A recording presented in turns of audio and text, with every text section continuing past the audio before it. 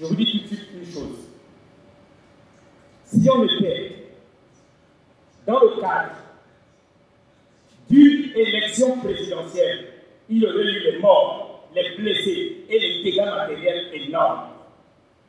Je vous le dis, si nous étions dans le cadre d'une élection présidentielle et qu'il y ait eu ce qu'il y a eu là, il y aurait eu des morts, des blessés et la casse.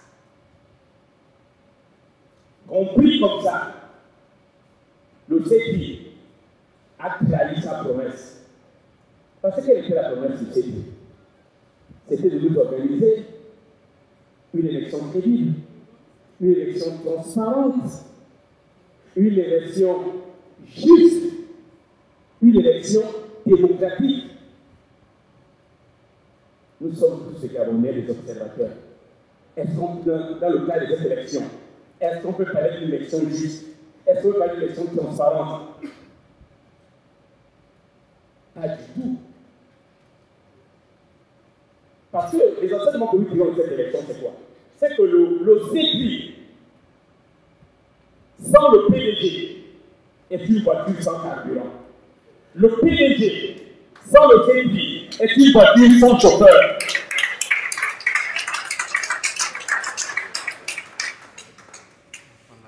Oui, chers compatriotes, le non, je vous le dis, les yeux dans les yeux, le non a rapporté largement ce référendum. Et je vais vous apporter des éléments.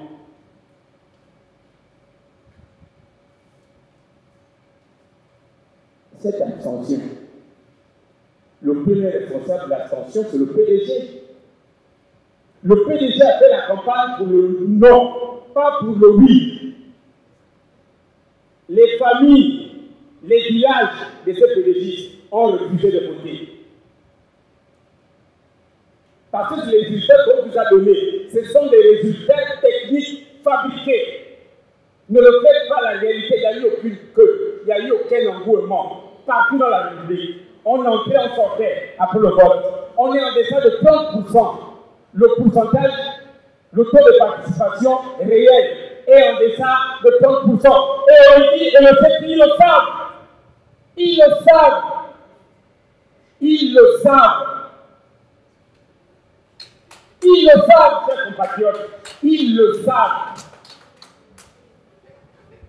Figurez-vous, pour ne pas citer ce village, Woli, le département de Kabylie et Wolo, nombre d'inscrits, nombre de votants, franchement.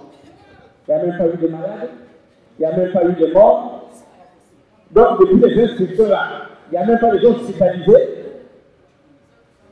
C'est-à-dire qu'ils ont même fait mieux que le PDG. Le PDG faisait par exemple des trappes chirurgicales. Là, ils ont fait des trappes maboules, idiotes. C'est bête de faire ça. Enlevez même quelques éléments pour dire 75%, mais dire 100% en démocratie, est-ce que c'est possible? Non. Humainement, est-ce que le résultat est possible? Non. J'ai vu moi-même à Bongoville, parce que j'ai de la famille là-bas. J'ai des intérêts familiaux là-bas. Quand vous allez, pour aller voter, votre maman ou votre père vous remet votre carte. Avec déjà les cachets, on a voté pour toute la famille. Avant d'aller au vote, vous avez 10 000 francs chacun. C'est au bout de tous. Vous arrivez dans le bureau de vote. Le président du bureau de vote, l'élection dernière, était vice-président pour le compte de l'opposition. Vous allez à Mouyana, le président de la commission, c'est le même président de l'élection de PIB, le même. Donc on avait dit qu'il avait donné 15 millions. Vous êtes dans ma circonscription, le quartier d'arrondissement de Fortville, le quartier La Terre. Là, il y a eu l'université des sciences et techniques de Massousou. Là, il y a eu des étudiants très bien de musique, de Miboul, de Mikambo, de Ouila, de Tibanga, de Mayumba, de partout. Et vous allez me faire croire que tous ces étudiants-là, l'officier de diplôme Marcel, ils ont voté 100%. À qui vous allez faire quoi ça? Quand vous arrivez à Benguia, qui est un village de peuples autochtones, qui ont refusé de voter, parce qu'ils n'ont pas l'eau, parce qu'ils n'assistent pas qu'on débarque le magasin à côté, et ils n'ont pas l'eau, ils n'ont pas des infrastructures scolaires dignes de ce nom. Quand vous allez dans un village comme Ompois, les populations refusent de voter, parce qu'ils n'ont pas de route. Et des cas comme ça sont un peu partout. Il n'y a pas de vote. Et c'est mis sur le gâteau. Les bureaux de vote. Ils étaient entre eux. Ils étaient entre eux. Je préfère même encore l'époque d'Ali. On avait au moins des représentants qui nous remettaient une copie des procès d'impôt. Et comme par le vote, vous n'avez pas quelqu'un, là on compte les voix. Ils étaient entre eux.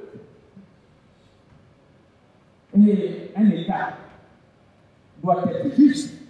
J'avais dit que le président devait s'élever au-dessus des partis politiques, au-dessus des associations.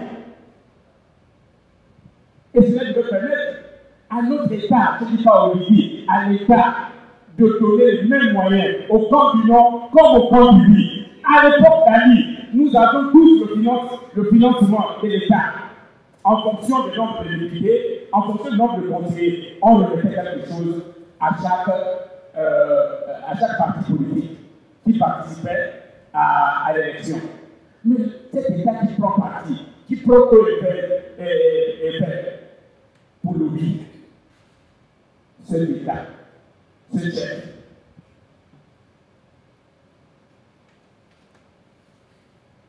n'a pas répondu à son serment.